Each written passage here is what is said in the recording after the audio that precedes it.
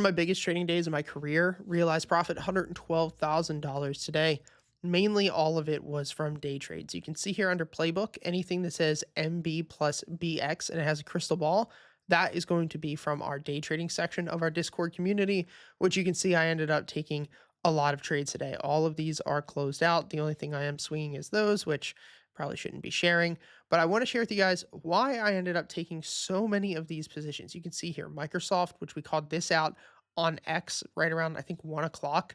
This trade was complete up to about 12:37. This trade was absolutely amazing, as well as all the other day trades. I took a lot of positions, but the thing that I want you to understand is that every single one of them hit for the same exact reason. I don't like to have too many positions open at one time because it really exposes your portfolio to a lot of risk. But today was one of those times that I did have about 5 day trades at a time open. But that was because we were getting so much unusual options activity on things like AMD, Nvidia, Apple, Tesla. These were all things that we ended up taking trades today on. AMD, Nvidia, Apple, Tesla, AMD again, 15,000.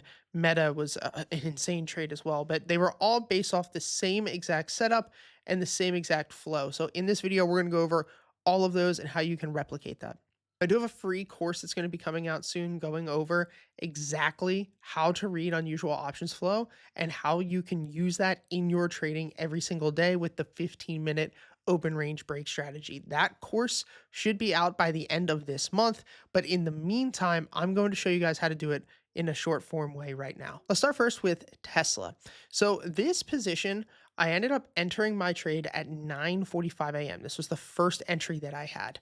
You can see that if we go back on our candlesticks to 9:45 a.m.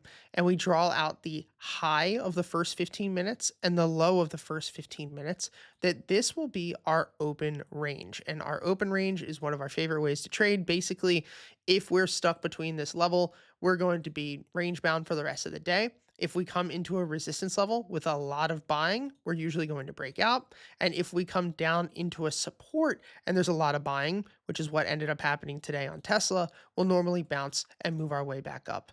Most important thing though is marking off the high and the low of the first 15 minutes.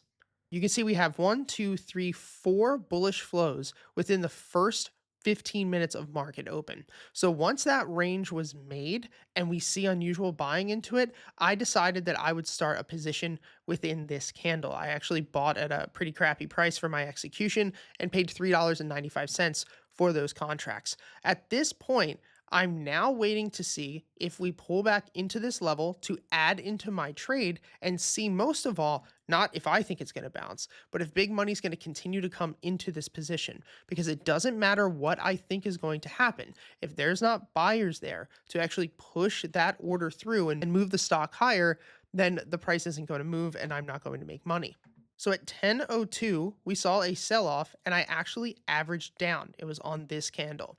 This level here is what's called a liquidity level. This is where a lot of stop loss hunting happens. They know that there are people who are going long here. They have stop loss orders at a lower low. And so what they purposefully do is drive price through this level and they buy it up very quickly. It's a liquidity level that basically tags a lot of people out so that buyers can get in. And you can see here at 10:02 that when we had this pull into the liquidity level, I shared with my Discord community that I was going to be adding more and that the liquidity level needed to hold as well as the market bias. From there, we ended up bouncing. And at 11:55, on this candle's push into equal highs, I decided that I was going to close half of my position. So 150 of these contracts. My plan here was just to de-risk. I wasn't looking to make more money. I just had really averaged down a bit too heavily there, and I wanted to close it out now that we were back at that support. And my plan was that if more buying came in, we could probably push price up to the top of the open range, or maybe even up to 270. And that's basically what ended up happening. We pushed up into this level, and I ended up closing at 12:33 for a $12,700 profit. And if we look at how the rest of the day ended up, I actually closed at a really solid time. Let's take a look at this AMD play because I ended up making $15,000 on this first scalp. And if I would have held, I probably could have closed about $50,000 on this trade and I sold entirely too soon. But basically, price ended up pushing up this morning. First 15-minute candle of the day, we mark the high and then we go through and mark the low.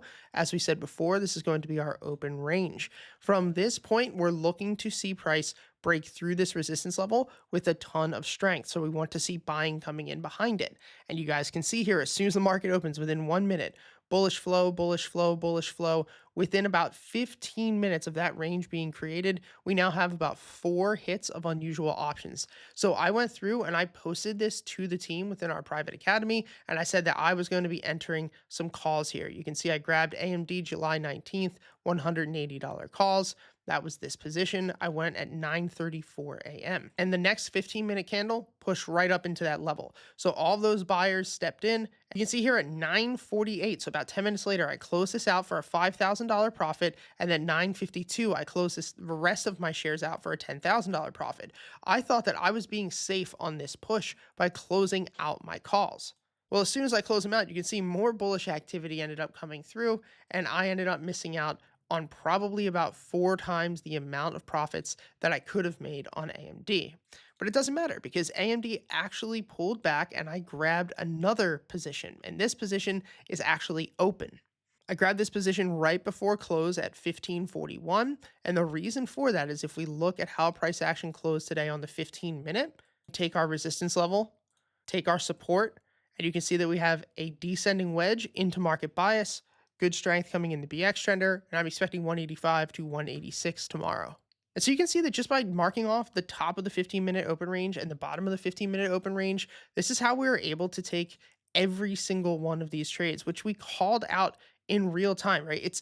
I don't recommend everybody to be focused on day trading. What I really focus on a lot of the times is swing trading because I know that 90% of you guys work full-time jobs and I don't want you to get FOMO. I don't want you to feel that you're missing out on all this money if you don't day trade, because day trading is great, but that's only if I can sit here and be in front of it the entire time. A couple of missteps like this can cost you a lot. And so that's why I do recommend that you focus more on swing trading. That's what we really teach mainly here within the academy and on my YouTube and X platform. If you are interested in day trading and if you are interested in learning to read unusual options flow, I will have a course out to you guys by the end of July. Thank you for all the support. I'll see you guys next time. Peace.